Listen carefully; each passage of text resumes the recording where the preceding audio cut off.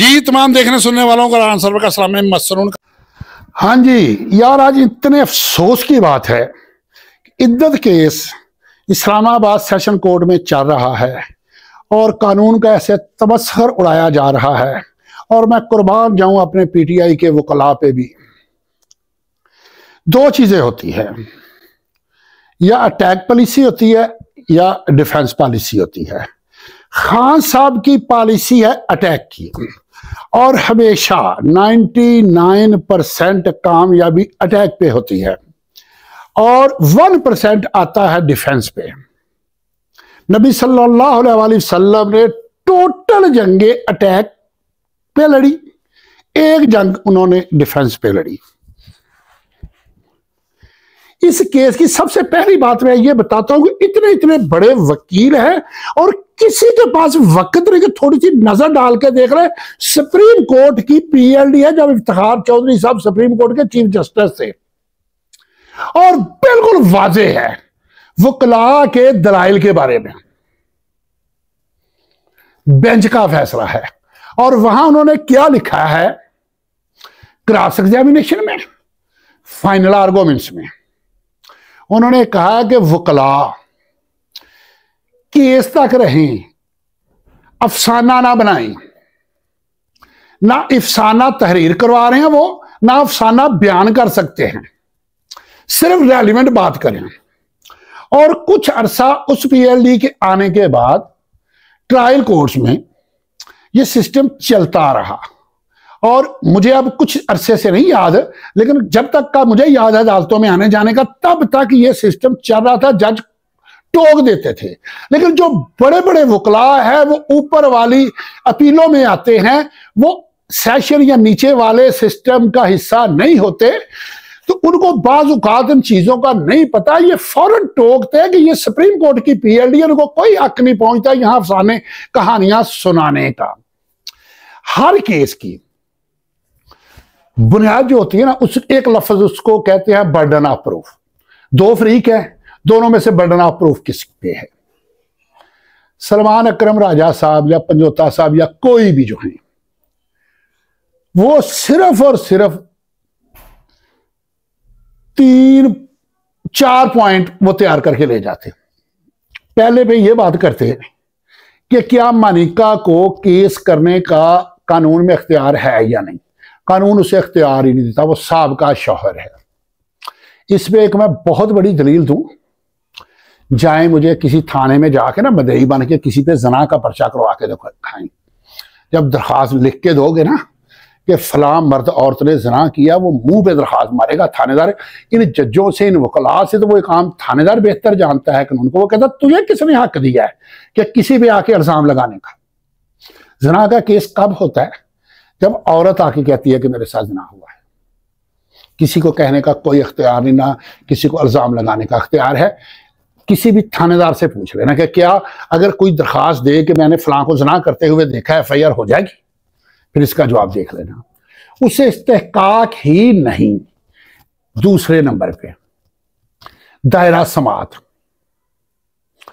क्या ये इस्लामाबाद का दायरा समात बनता था? तलाक तो हुई लाहौर में है, यहां का दायरा समात बनता है। दूसरा पॉइंट ये है। तीसरा पॉइंट ये था कि क्या इद्दत मुकम्मल हुई है या नहीं। और एक काम और कर लेते हैं, बड़ा आसान सा था। पूरे मुल्क को, बड़ी बड़ी सोचों को वो पॉइंट जाम कर देता। जितने मसालक हैं, उनके जितने भी मुफ्तियाने इकराम हैं, सबसे फतवा हासिल कर लेते। एक मैसेज जारी करते, एक तहरीर लिख के कि हर पीटीआई का वर्कर अपने अपने इलाके के मुफ्तियान से फतवा ले।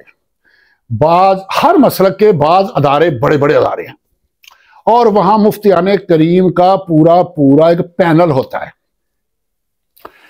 किसी मुफ्ती ने भी ये फतवा नहीं देना था कि ये इद्दत का केस बनता। हर एक ने कहना था कि ये औरत के बयान पे मुनस्सर है। वो इतने सारे हजारों उठाकर जाके जज के आगे रख देते।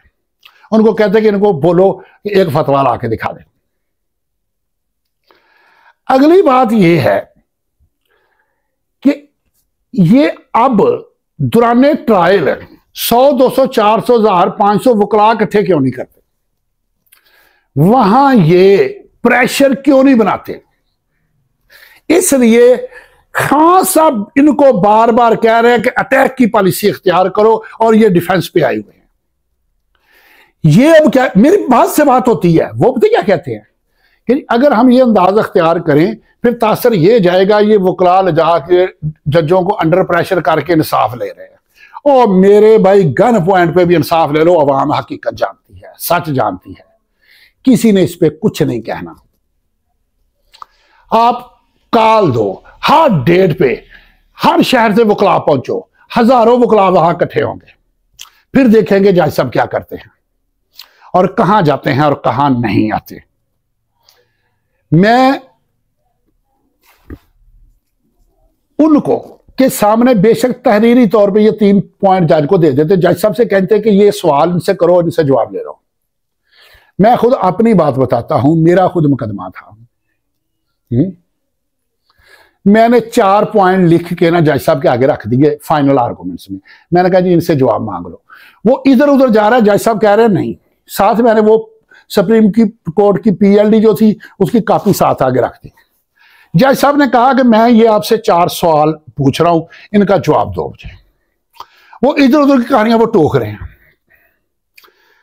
चंद मिनटों के बाद उन्होंने कहा कि आपकी तैयारी नहीं है, जाओ तैयारी करके कल आ जाना। वो दूसरे दिन आए, फिर लगे इधर उधर की उन्होंने कहा दास्तान नहीं चाहिए मुझे, इनके जवाब चाहिए, टू दी पॉइंट जवाब चाहिए।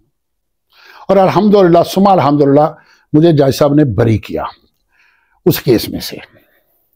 और ये हमारे क्या है, जब खान साहब एक एक अदालत में घूम रहे थे, भाग रहे थे, मैंने मेरी उन दिनों की वीडियो उठा के देखो, मैं चीख रहा था। कोई भी हाई प्रोफाइल शख्सियत जो होती है वो हाजिरी से मुस्तस्ना होती है। ऐसा शख्स अगर जेल के अंदर हो, उसे जेल से अदालत नहीं लाया जाता, जज को चल के जाना पड़ता है वहां पे। और हाई प्रोफाइल केस जिसका हो उसकी हाजिरी की माफी होती है। किसी ने तवज्जो नहीं दी मेरी उन बातों की तरफ, और सारी कौम हैरान परेशान हो गई जब जेल के अंदर ट्रायल शुरू हुए। और भाई मुझे पता है, मेरे खुद जेल में ट्रायल हुए हैं। मैं क्या, मेरा और खान साहब का जमीन आसमान का फर्क है। मुझे अदालतों में नहीं लेके जाते थे, मेरे दीगर साथियों को लेके नहीं जाते थे, जज साहब खुद आते थे। बाहर आके मैंने जज साहब से 2 लफ्ज कहे थे कि जनाब मुझे सिक्योरिटी प्रॉब्लम है, फाइनल आर्गूमेंट्स के वक्त या फैसले के वक्त आ जाऊंगा, बाकी मेरा वकील पेश होगा। कहने लगे जी देखें क्या है। मैंने कहा कि सर ये मेरी एप्लीकेशन है, आप मुझे गारंटी दे दें, श्योरिटी दे दें मेरी सिक्योरिटी की, मैं आ जाया करूंगा। जज साहब ने फौरन हाजिरी माफी कर दी मेरी। और जब फाइनल की बारी आई मैं वहां चला गया। ये खुद मेरे साथ बीता है।